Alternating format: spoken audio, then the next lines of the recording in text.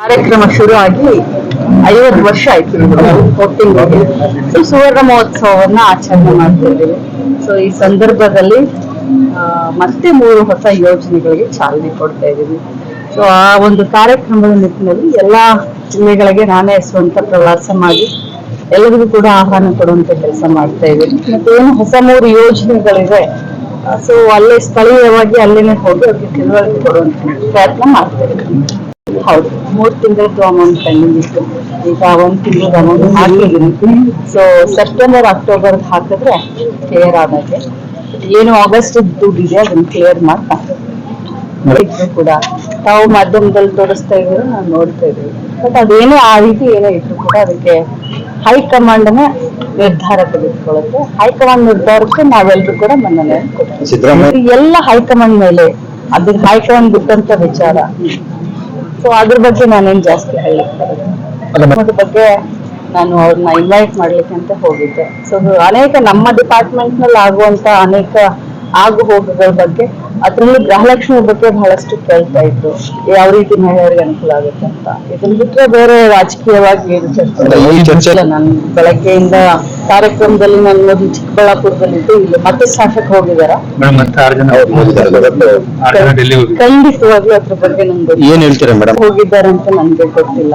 So ಬಹುಶಃ ಶಾಸಕರು ಹೋದಂತವ್ರನ್ನ ತಾವು ಅಲ್ಲಿನೂ ಮಾಧ್ಯಮದವ್ರು ಇದ್ದಾರೆ, ಕೇಳಕ್ ಕೇಳ್ತಾರೆ. ಖಂಡಿತ ಗೊತ್ತೇ ಇಲ್ಲ ರೀ.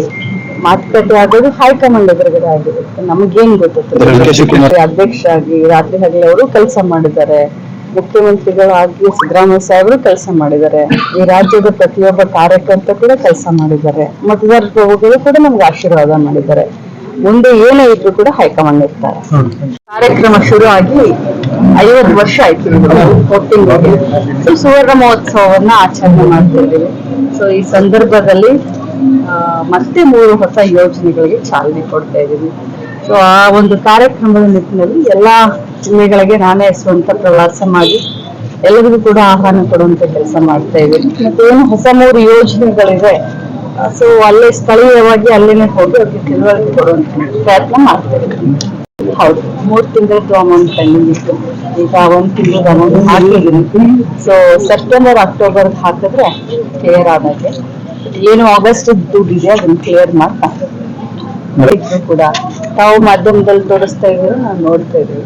ಬಟ್ ಅದೇನೇ ಆ ರೀತಿ ಏನೇ ಇದ್ರು ಕೂಡ ಅದಕ್ಕೆ ಹೈಕಮಾಂಡ್ನ ನಿರ್ಧಾರ ತೆಗೆದುಕೊಳ್ಳುತ್ತೆ. ಹೈಕಮಾಂಡ್ ನಿರ್ಧಾರಕ್ಕೆ ನಾವೆಲ್ಲರೂ ಕೂಡ ಮನ್ನಣೆ ಕೊಡ್ತೀವಿ. ಎಲ್ಲ ಹೈಕಮಾಂಡ್ ಮೇಲೆ, ಅದಕ್ಕೆ ಹೈಕಮಾಂಡ್ ಬಿಟ್ಟಂತ ವಿಚಾರ.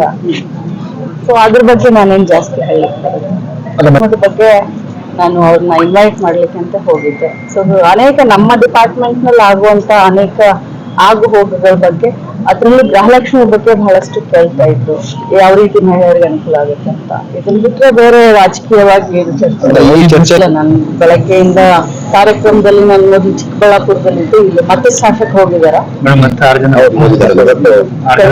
ಖಂಡಿತವಾಗ್ಲೂ ಅದ್ರ ಬಗ್ಗೆ ನಂಗೆ ಹೋಗಿದ್ದಾರೆ ಅಂತ ನನ್ಗೆ ಗೊತ್ತಿಲ್ಲ.